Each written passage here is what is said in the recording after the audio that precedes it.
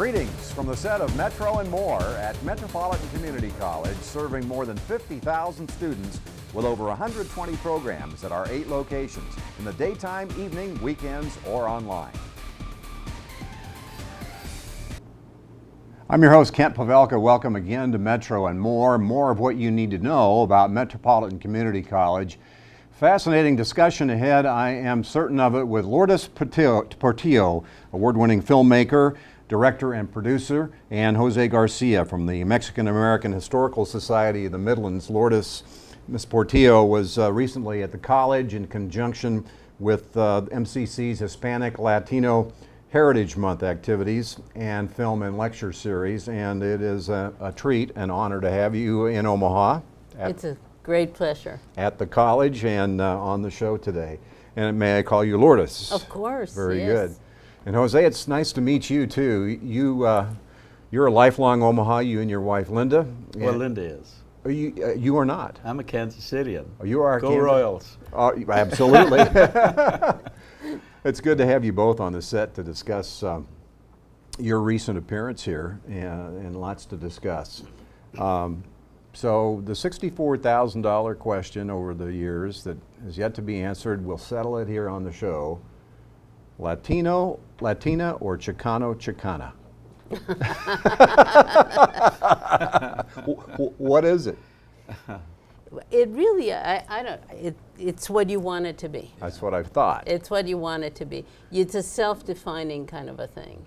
You see, I was born in Mexico. You can call me Mexican, but I lived a kind of a life during the Chicano movement, which was a political movement where, you know, you try to better the life of the Mexicans that were living in Mexico. So I call myself a Chicana. Chicana. But then in other instances, in New York or something, I'm just a Latina. I didn't know if maybe one noun was more of a political. You referenced politics. Yes.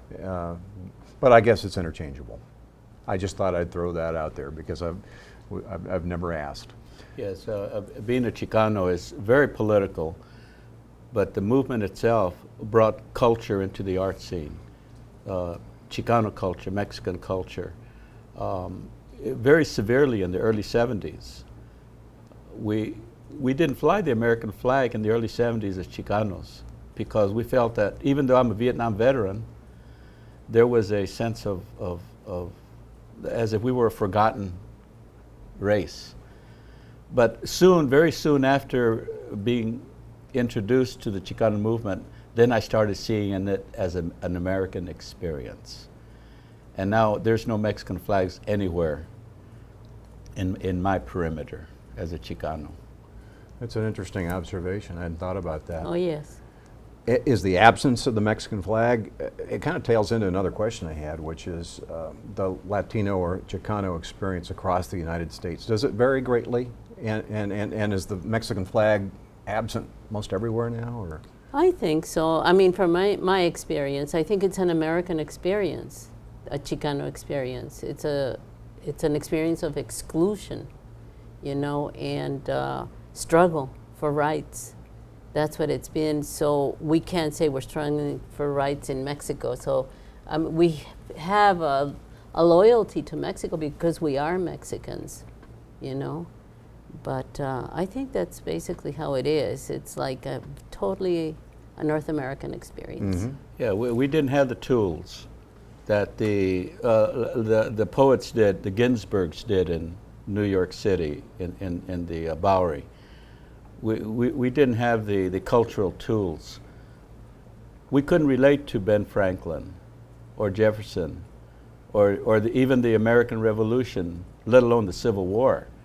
The tools that were available to us was Our Lady of Guadalupe, was Cesar Chavez, were all of those things that were happening to provide young people a sense of identity. Now that's not saying that there wasn't a large Mexican-American population. We just took it to the bank. Chicanos took it to the bank and made our presence known in areas that Mexican-Americans weren't able to conceive during the late 60s, early 70s.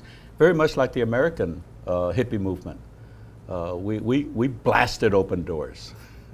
Yes. Let me back up before we dig into Lourdes. Still want to talk about your work and put you both together in context here. As I mentioned, you were here for the Hispanic Latino Heritage Yes. Month activities. Jose, your group helped bring in Lourdes, and Yes. and so explain that a little bit, your organization and what we actually did here at the college. Well, my goodness, if it weren't for the Nebraska Arts Council, for the Nebraska Endowment Fund, the Humanities in Nebraska, we couldn't have been able to look at someone as important to the American experience of being raza, of being a Chicano, of being an American, of being a Hispanic, a Latino. We live in America. We have a laundry list of things we can be, and thank God that we're not in anywhere else. And we decided, my wife decided, that we needed a woman to come and interpret and to help Omahans understand Los Días de los Muertos. And what better way of doing it than showing La Ofrenda, a film that we showed at the exhibit Saturday the 25th. Of October. You're talking Yes. about the involvement of the Mexican American Historical Society, the Midlands. Lourdes, tell us about your background. You were born in Mexico, came to the United States at what age? 13 years old. 13. Yes. How did that happen? My father and, well, the whole family, we lived in the border in Mexicali, Baja California. And my father was offered a job in the Los Angeles Examiner. He was a linotype operator. Oh. In those days, there were no computers. Right. The linotype was a computer. Yeah. And he got a job there, and he decided that was a better life for us, that he could actually, provide a university education for us. So we all crossed the border legally, with our papers, because that was possible in the late 50s. And we moved to Los Angeles, and we started our life there. So that was the journey, which wasn't very long, 5 hours long, as opposed to the journeys that people make now to come to the U.S. Right? Yes. A big family make the... Yes, you- 5 kids five and kids. mother and father, yes. So do you have vivid memories of years prior to moving to Los Angeles? Oh, yes, of course, yes. Yes. And the contrast, I mean, what was that experience like? Of immigrating? Yeah. It was a very painful experience, and I don't think it's unique. There was a lot of racism in Los Angeles, so there was a lot of non-acceptance and, exclusion and just painful things. You didn't like it at first, I imagine. Well, As a result of I that. did not like it at all. It was very horrible, to feel like that, to be made to feel less than, and to not be able to do certain things. That's not where I had come from. I was already a formed person at 13. You bet. I had a sense of self. I had a sense of country. I had a sense of honor. I had a sense of everything. So coming and being treated badly was very painful for me. That enabled me to have like an extraordinary desire to learn everything that I could learn, to excel at everything that I did, and to tell our story. I think that being close to Hollywood was very good for me, because eventually I started meeting people that were working in Hollywood, and that's where I became interested in making films. And I thought, well, film is a great way to express, all the things that I have felt. Did you understand why your father moved the family? I mean, were the economic benefits obvious to you? I mean, I assume that because he went for a Yes. career, that's... Right. They were not obvious to me. They were not obvious to me because I felt that I was really happy where I was. I went to a good school. I had friends, I had food, I had a home, I had everything. But I thought my father probably was looking far into the future and thinking, how can I put these kids through university, right? Mm-hmm. And this was the best way that he knew. And eventually then, shortly thereafter, relatively shortly thereafter, you made your way to the San Francisco Art Institute where you Yes, you yes. got your education, your film. My film education, yeah, but I did study in different colleges before then until I decided that I wanted to study art and film.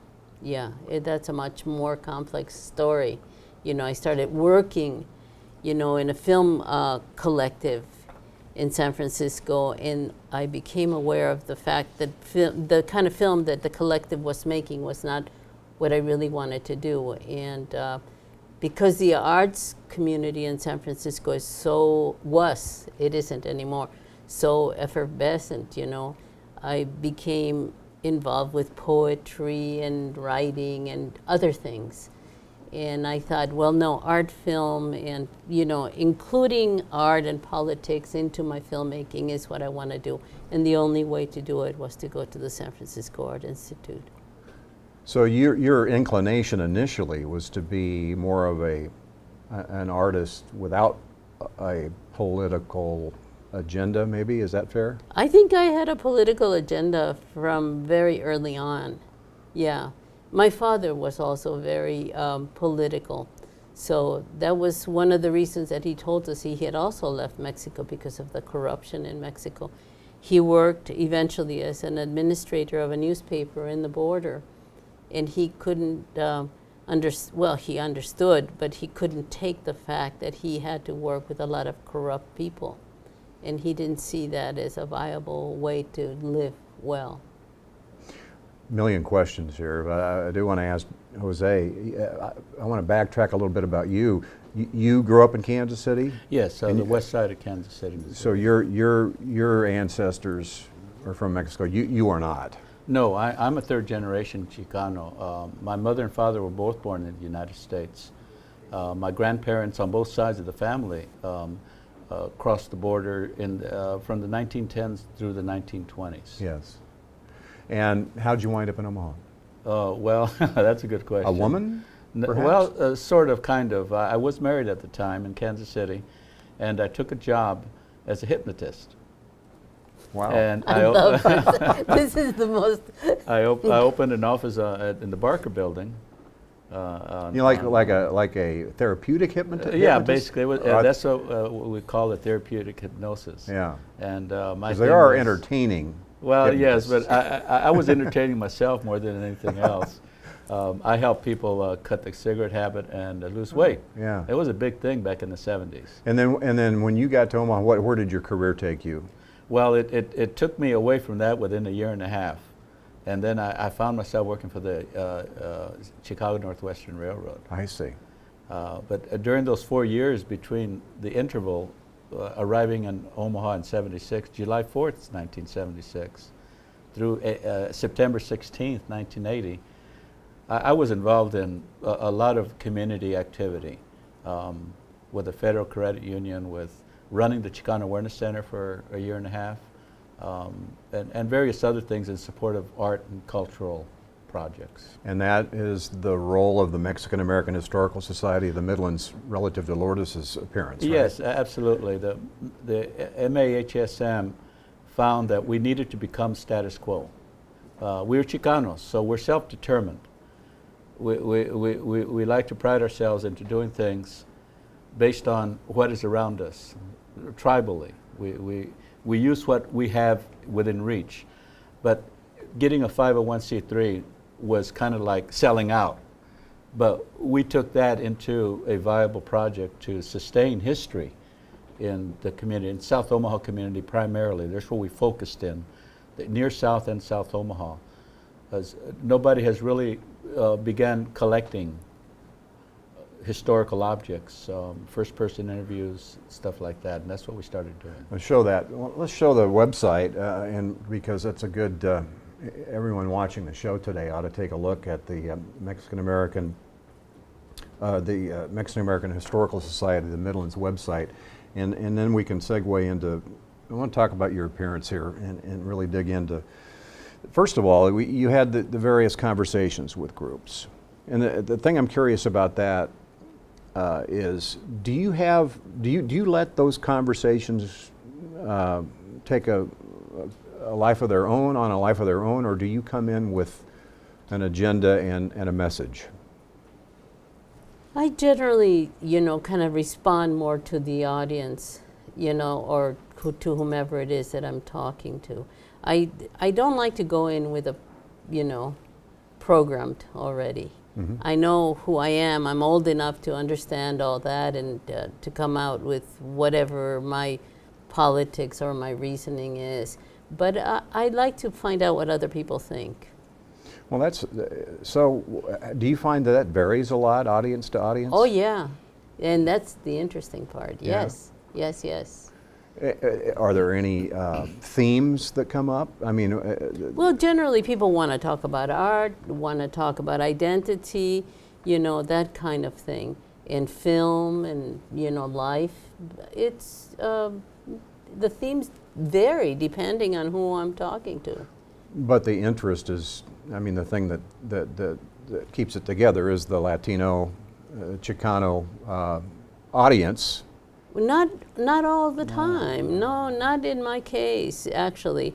I mean, sometimes my films are very varied. I've made films in Latin America. I've been invited to teach in New Zealand and in India, in Spain, in Italy. So it's very international. There's a lot of different themes. But here at Metropolitan Community College, you're here for Yes, for that yes, purpose. I am. I am here for that purpose, but also, I like to talk about these other things because our world is not only this very small thing. And I think as a means of resistance, we need to have, these small worlds of interwoven connections, but also we have to open up to the rest. Yes, the crossing over. Yeah. This is what Linda and I do well. We cross over. We take our story and we make it human. We make it universal. We take art, we take cultural art is what I call it, like Los Días de los Muertos. It's all surrounded by a certain genre of a style of art and tradition. And this is stuff that isn't made up by an ad writer. This is stuff that has been part of people's lives for literally thousands of years. And we interpret it to where, whether you're Italian, German, Czech, Polish, or Russian, you can see the universal quality of Los Días de los Muertos. This is where Lourdes comes in to help with that transition.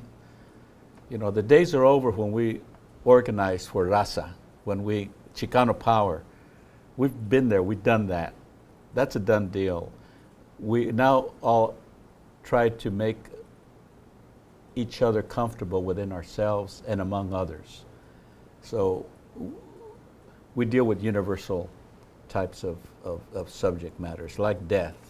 Well, that begs us into the segue about La Ofrenda. Yes. Let's talk about that because that's the film that was screened for your appearance. Means the Days of the Dead or Day of the Dead? It's really, it could be either one. Either one, but originally the Aztecs actually, and this is what we're always kind of referring back to, was antiquity, right? How death was celebrated in the Aztec times. Mm-hmm. What we know, and I think it even came from before the Aztecs. They would celebrate actually 1 month out of the year, to death.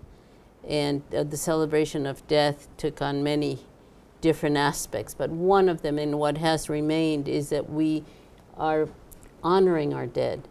We are remembering our dead. It's not like a scary time or anything like that. It's a moment of reflection.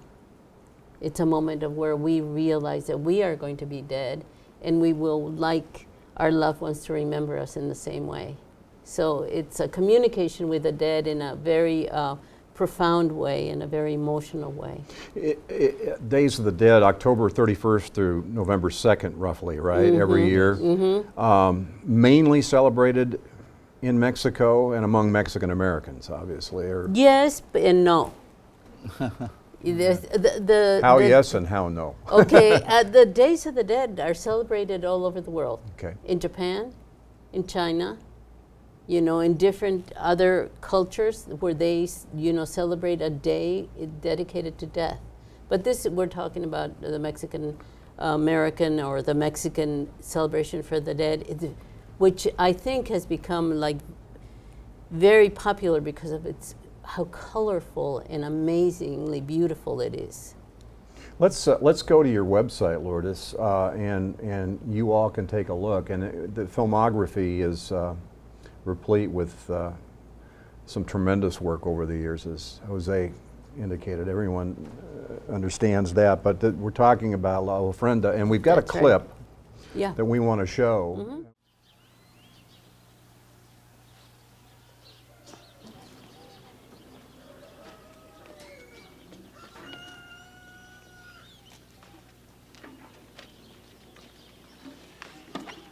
What seemed unimportant then has now possessed my memory. How we treated one another, how we lived, takes on great significance.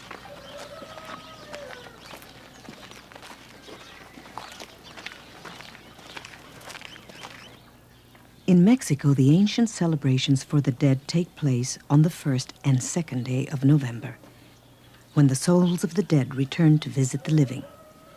The preparations are given long and elaborate attention, marking the sacredness of the visit. Usted le echa agua, ¿no? Aquí ya los pocitos, porque allí ponemos los floreros, ¿eh?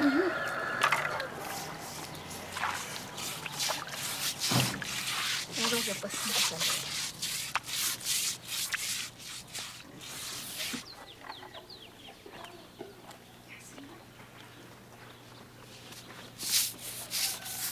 con aquí.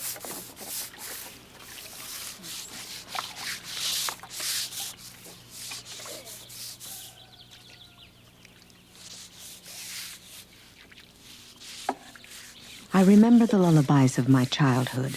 They weren't of fairy tales of imaginary elves, but lullabies of that constant companion, death.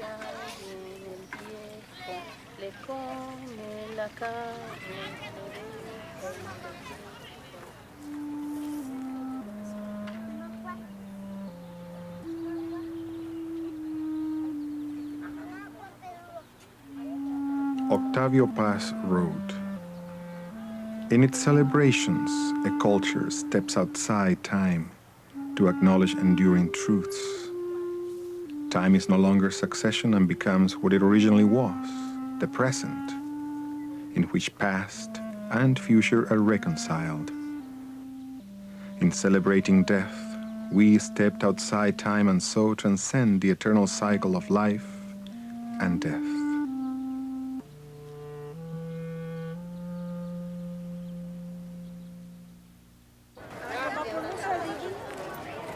The ancient Mexicans called this day the Feast of Death and Flowers, celebrating the transitory and flowering nature of life. I still smell the aroma of the cempasúchil filling the air with expectation. On the Day of the Dead, grandmother scattered petals to mark a path to the door so that our dead could find their way home.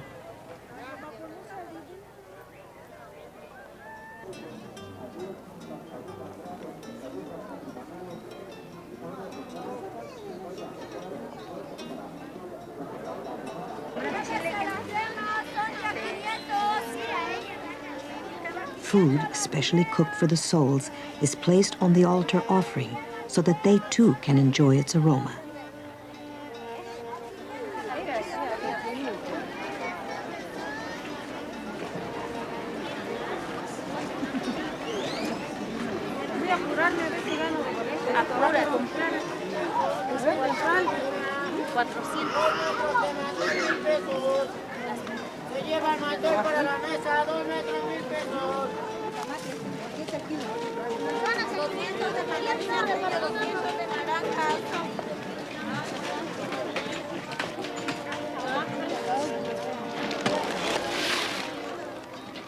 Before the arrival of the Spanish, the Indians dedicated an entire month to honoring the dead.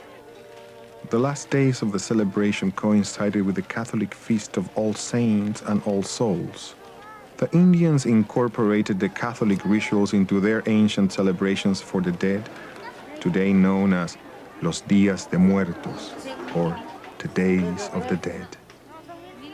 A gift of a sugar skull with my name pasted on its forehead was a playful reminder of that fearful end.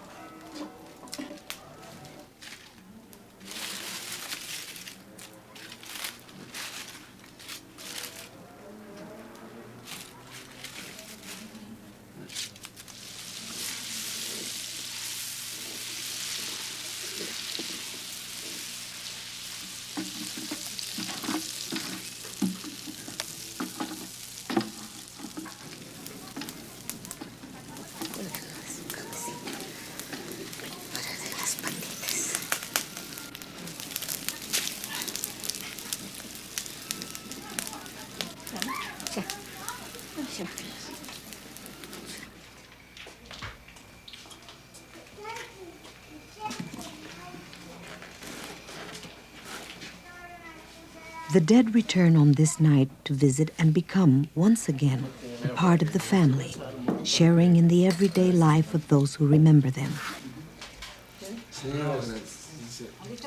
The family lives not in anticipation, but in memory. Todo es hecho en la casa. Todo es hecho. Gracias, compadre. Más sabroso, ¿verdad? Sí, sí. Ya, si me dan por favor. A ver.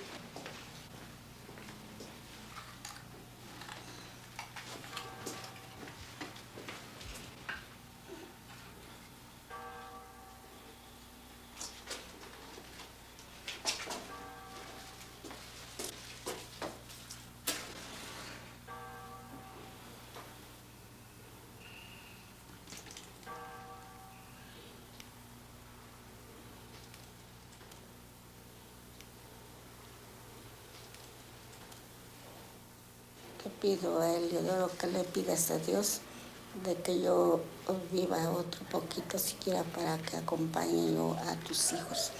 Tú eres alma juzgada por él y pídele que yo viva más.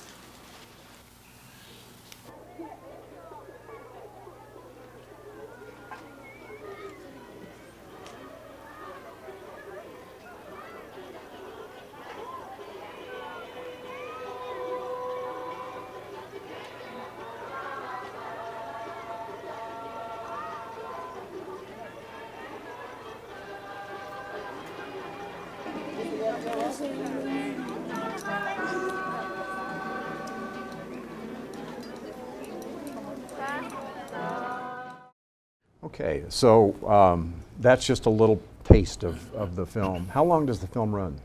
It's, I don't remember which one I sent you. There's different versions, so. I can't tell you. Yeah, it's the more, length. it's like an hour. An hour Yeah, film? Yeah, a little over yeah. an hour. And you did it in what year? In the 19 90s, in the early 90s, yeah. A long time ago. Yeah. Well, I mean, you've just done so much. Your first film, I've got the notes here, what, 1978? Yeah. After the earthquake? Yes, yes, yes. Talk Yes. about your body of work and as you look back on it. Well, you know, I think I have been very fortunate to be able to make films that of things that I love, things that inspire me. You know, things that need attention, you know, in the community and in the world. So I started making a film about the Mission District in San Francisco when I was going to the Art Institute. That's when I made After the Earthquake. And I was surrounded by poets and writers and muralists, and you know, also the revolution was happening in Nicaragua, and there were a lot of Nicaraguans there. And it was the first time that a film was made about the community in the United States and how they reacted to a revolution in Latin America. Yeah, do you have the most fond memories, I mean, a feeling about that film since it was your first, or? No, not at all. I love all the films. I know, I can appreciate that. I don't have one favorite. I appreciate that very much, because people will say, well, what game did you know, what's your favorite broadcast? I mean, you can't pick one. No. Yeah. You love them all. But I'm sure that you can look back on your work from the late 70s to now and see, and at least assess your development and, you know, where you've come from and where you are now as in terms of your art, can't you? Well, I can. I mean, and I do occasionally, because I see that some people have like a theme, for example, or a style that they have, and they kind of develop the style through their work. I feel like I've tried many styles, you know, and also because I wanted to experiment. That's one of my things as an artist, that I like to see this style. For example, you're going to see La Ofrenda is completely different from After the Earthquake. And then I learned to make documentaries, like typical documentaries, not, you know, in a school where they teach you to make documentaries, but I was in art school where you are writing on film and you're doing all kinds of crazy things, and your teachers make very unusual films, and you make very unusual films. And a friend of mine and she was from Argentina, was telling me the story of the mothers of Plaza de Mayo in Argentina during the dictatorship. And this was before anyone had made a film about it. And she said, why don't we make a film about the mothers of Plaza de Mayo? Nobody's talking about, you know, the disappeared. 30,000 disappeared, right? Let's do it. It was kind of a crazy idea. We didn't know how to make a documentary. So we said, okay, well, let's get some documentaries and study them and see how they make them. And we'll copy the way they do it, and we'll go off and do it. Let's raise some money. We got free tickets from Brazilian Airlines to go all the way to Argentina. We got money. We started raising money. We had enough money. In those days, there was no video for us to use, but it was more film. All film. And you know, those cameras are heavy. The film was heavy. We had to protect the film. I mean, it was crazy. But we made the film Las Madres de Plaza de Mayo, which was an extraordinary film that won more prizes than any of my other films, and was made in the more kind of very typical way of making documentaries. And it was nominated for an Academy Award and everything. And this was all on the fly, right? So it was very... It's amazing. Right. Just, you know, you're doing it on the fly, as you said, and it ends up being maybe your most celebrated work, right? Well, one of them, I mean, because there have been others that have been very celebrated as well, but in different styles. But this was the first incursion into like documentary, typical documentary, you know, conventional documentary. And then from there, you know, I decide that the weight and the emotional strain of making a film about the dead in that way, you know, in Argentina was very heavy. And I thought, well, why don't we make a film about the Days of the Dead in Mexico, which is more of a joyful celebration of the dead, and to kind of, you know, clear the deck about the dead. Sure. And so it's a much more joyful and wonderful, colorful film, you know. And again, I was experimenting in that, film, how to make a film different from Las Madres. So I'm always working kind of in reaction to. And after doing La Ofrenda, I did The Devil Never Sleeps, which is very experimental. And finally, I feel like I'm doing what I'm supposed to do. What do you mean by that? I'm really expressing. I'm expressing the way that, my Mexicanness, I'm expressing my humor, I'm expressing the tragedy. It's like a ranchera song that talks about love and death and hate all in one piece. That has, and a lot of that has been absent in your other work. Well, it's been more contained, but this one was really This Mexican. is unbridled.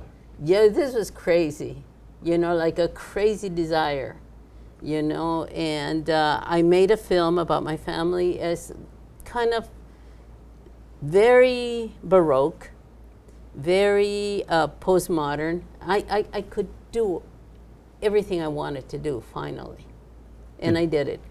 Did you get that feeling watching that film? The films that Lourdes do is like plugging into her psyche. Yeah.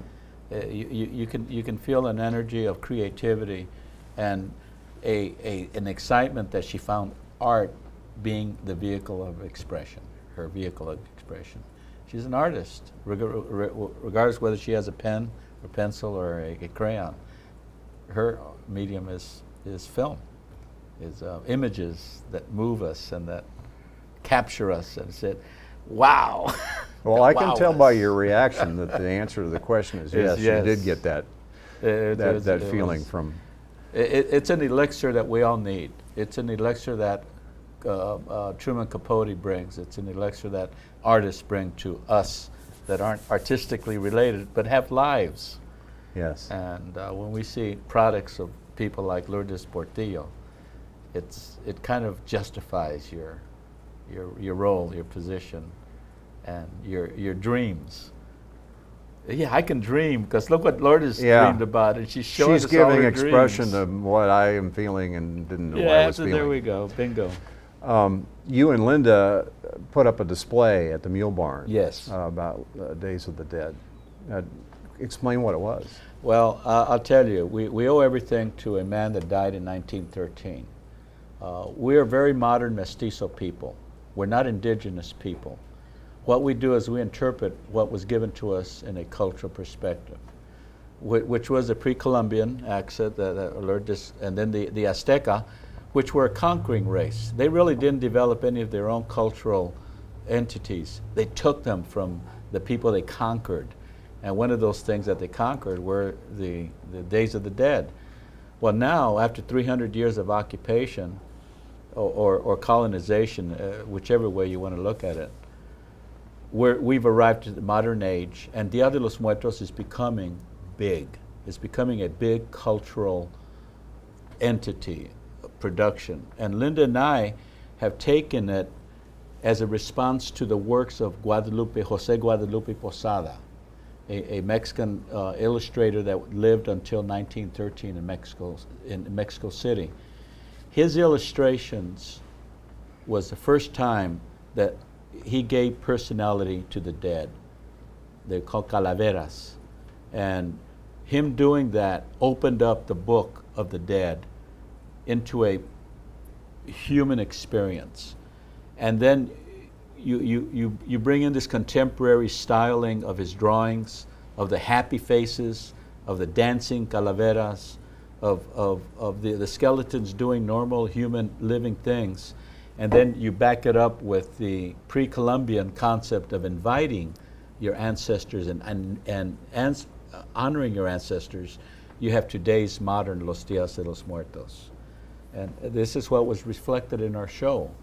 A powerful exhibit of not only art, but of ofrendas, which are altars, memorial altars honoring an uncle, an aunt that you dearly loved, or a personage like Octavio Paz, a classic, iconic Mexican writer and political figure. the power of these ofrendas and of the artwork is immense. You don't have to be Chicano, Mexican, American. I had a lady lost an aunt. She told me a story about 40 years ago. She saw her die. She'd been carrying this all of her life, this angst, this what can I say, a sadness. She put herself in front of an ofrenda 2 years ago when we did it at Bancroft, the Bancroft Center. And she felt like the ofrenda was a magnet and it drew the grief away from her. It grounded the grief, it absorbed the grief, and she felt like she had finally unloaded herself of all of this angst that she had over her aunt's death. Really talking about a movement toward being healthier regarding our feelings and our the way we relate to mortality. That's Because in this culture, in American culture, we just deny it, I think. Well, you call the more or less. Undertaker and he takes it away. Yeah, and so maybe we can, maybe U.S. culture can borrow a little bit of this direction. Well, A little more healthy. That's one reason why the majority of the artists that took part in the show were Europeans, were more culturally European than they were Yes. Spanish. Lourdes, you talk at times in some of the materials I've read about your work being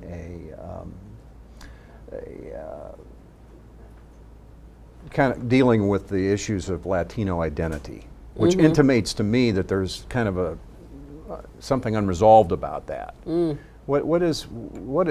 would you describe Latino identity in the past and the present? Well, I think, being a Mexican and a Chicana and living a life, as I told you, of exclusion in Los Angeles and in many other places, and I have to say things are getting better,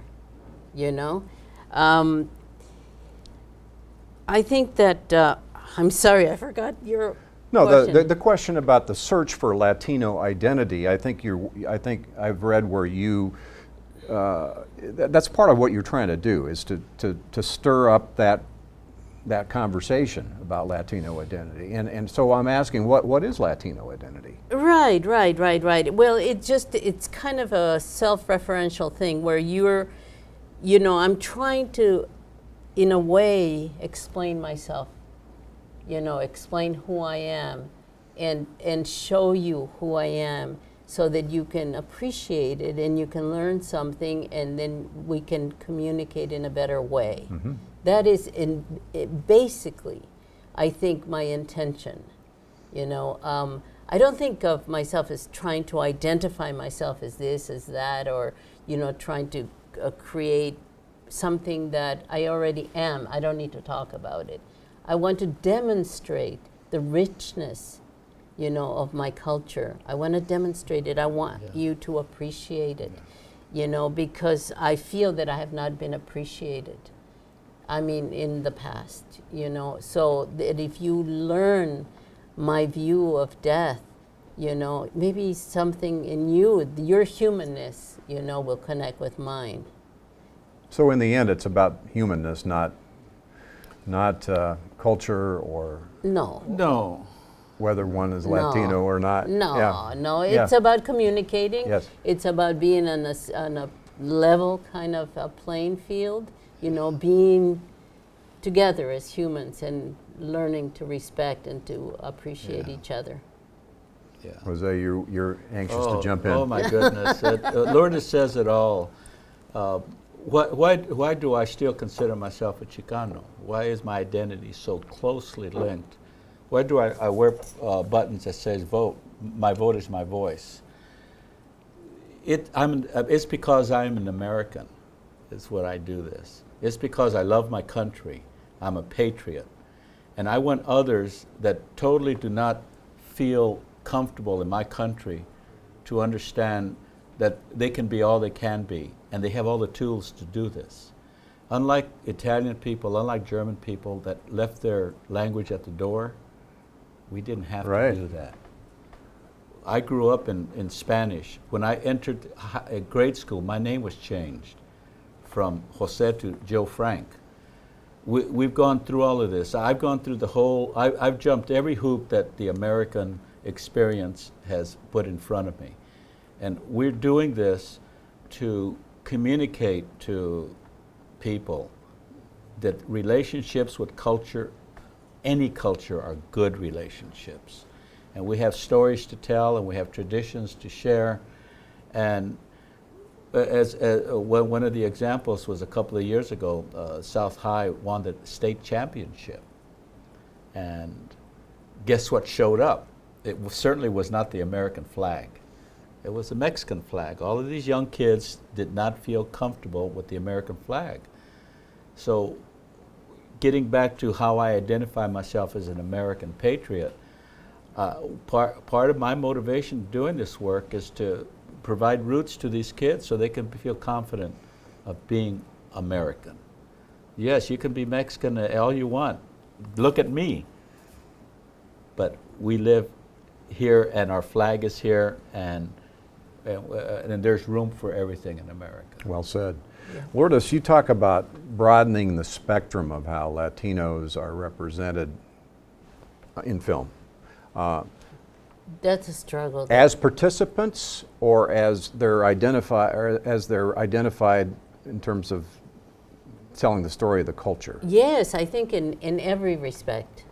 In producing, directing, in being in the films, writing the films, I think that we have really been left behind in a certain way in Hollywood. I mean, when you think that Los Angeles was Mexican. Yeah. Right? Yes. Number one. So we didn't fit in Hollywood, and we still don't. And there's big efforts being made now to have some kind of inclusion, instead of exclusion. And that's a struggle that's been going on for many years, and many people are part of it.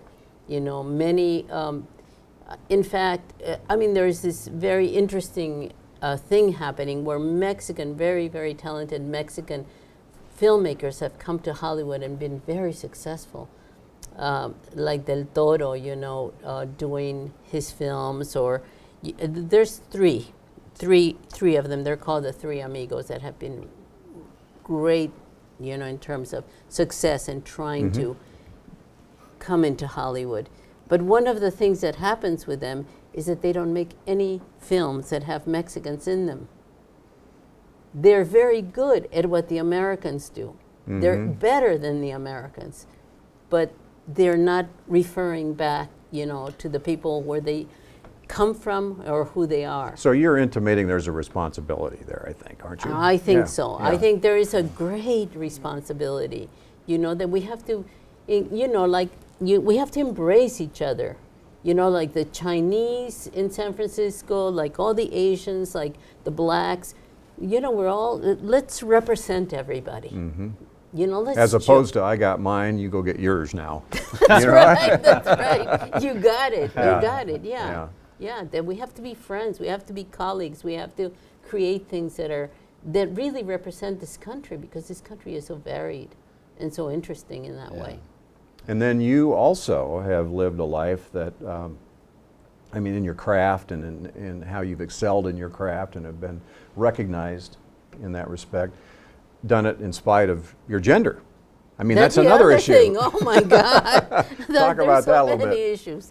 Well, that issue is just so, I don't even know where to start. I know, that's why I threw it out there. That's right. Of course, I see it, but I can't dwell on it.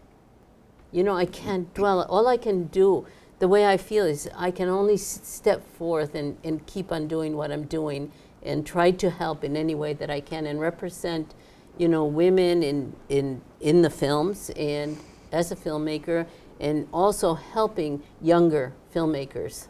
That's a big issue now that I'm older. Helping the young filmmakers. We were talking about age bringing wisdom before we went on the set here, but I loved your response there. I can't dwell on it. I think that's applicable to anything in life as you go through it. If you do, you get angry and probably aren't as productive. That's what happens, exactly. But what do female Latina, Chicana filmmakers bring to the table that is unique? I mean, Their experience, their life experience. There's a lot of stories that we're not hearing. There are a lot of talents that that are not being expressed. That's what's happening. Yeah. Lourdes reminds me of Frida Kahlo. Frida Kahlo was probably the first contemporary feminist. Her life was very apparent in her 43 works. If you saw her works, you knew and related to Frida Kahlo. And just like Lourdes' films is an expression, is a window into her psyche, into her identity, into her gender. And that is the I'll use the word Latino because it's pretty generic. It's a story that it's equitable. My goodness, you can't get more equitable than Frida Kahlo, and she was a German, of German parents, born in Mexico, and married the most influential Mexican artist Mexico has ever seen, Diego Rivera. And the power that a woman has in expressing her view of life has been a touchstone, has been a role model for all women generations since. but how do we put that into words, what that is? It's like a kind of a chronology of an existence. So that keeps on asserting itself. My life is like this, I got run over by a bus and I did this painting, like say Frida Kahlo, right? And then I fell in love with this person and here's another paint. It's the chronology, the storytelling of a woman's life. But I mean, how is that different than a man's life? Well, the man gets told many more times than one woman. Yeah. Yes. That's the representation. The more you have, the more you think that you think it should be like that. Yes. So, but if you see more women, then it would be better for the other women that don't have an opportunity, that cannot move. There's a personage in Mexican history called Sor Juana de la Cruz, and she outthought every intellectual in her lifetime for 100 years before and after. And yet she's so unknown. But all the despots around her are heroes. Of course, yeah. They're legends, they're icons. And Sor Juana de la Cruz is right there just, it's okay, I will live forever. It's interesting, we talk about this and then I flash back to what you said, but things are getting better. Things are getting Yeah, better. and it's refreshing to hear you say that. Yeah. But not, certainly we haven't reached equilibrium in any respect around this world, whether it has to do with race or gender or economics.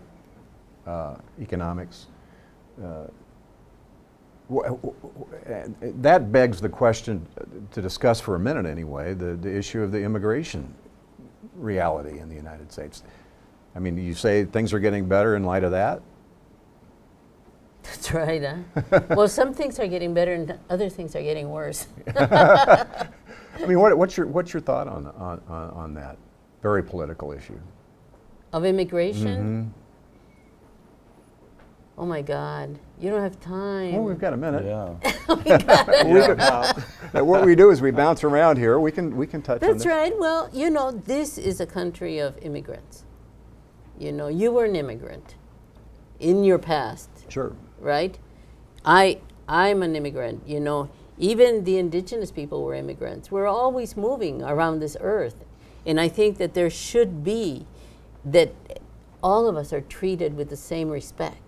And I don't think that this is so in this country. I think that these immigrants, these people that need to move from one place to the other because of violence, because of poverty, because of whatever. Economics. That they should be able to move and be respected as other people. That's, in the most basic kind of way. is my philosophy, that we have to respect, we have to protect, that they're the future of the world. We all are in this together. History kind of suggests that will happen, but not in the time that we want it to happen. Politically, it's much more complex, Oh, you know, very to talk about, you know, what President Obama has done and all that. But I think, you know, we just need to recognize the fact that they're human beings like we are, that they need help, they need respect, they need to earn enough money to be able to live. They shouldn't be living like fugitives. They shouldn't be put into jails. That's horrendous, you know, and this country was built by people like them.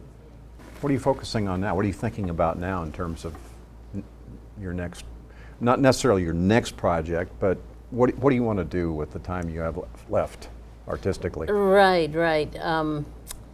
You know, this is a really wonderful question you're asking me, because that's something that I'm thinking about all the time. I'm not as able, I mean, I've been a documentary filmmaker, which is like being an explorer, and you have to carry things, and you have to run here and run there, and travel, and I'm older now, and I can't do that. Or I don't want to do that. I understand. Do you understand? I do. But I still have this incredible desire to do it. Yes. But I think the digital age, in some way, in my mind, and this is just really like, you know, speaking out, I mean, Make it easier? Thinking out loud, it makes it easier. Yeah. It makes it easier, but it gives me less control. I've been very interested in human rights. My work has everything to do with human rights. I have 2 films that are that were really seminal films in terms of moving human rights forward in Argentina and in Mexico. I have a profound interest in that kind of injustice that happens in the world. And right now, Mexico is almost in flames. And what's happening in Mexico really kind of makes me want to make a film about what Mexico is going through. And it's this narco government, you know, narco trafficking, all the murders, this is not a Mexico that any of us love, you know. And I want to make something that has to do with these 43 students, rural students that were going to be teachers, rural teachers, you know. They've disappeared, and it seems like they were murdered by the government. And it has set up a whole set of arguments and protests and things all over the world.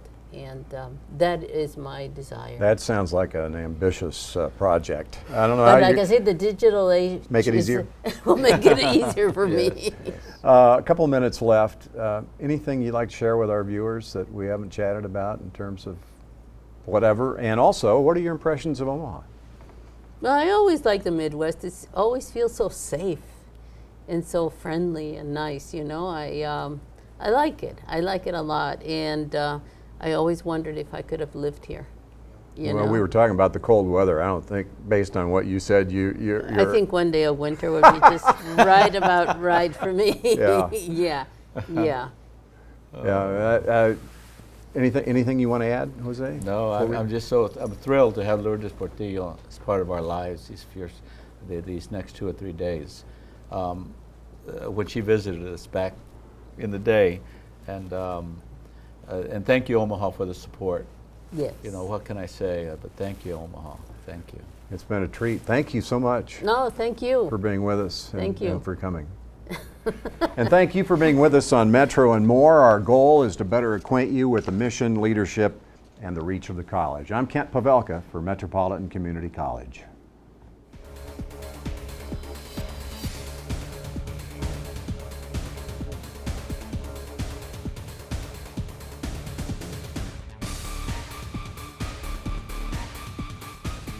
This has been a MetroVision production produced by Metropolitan Community College.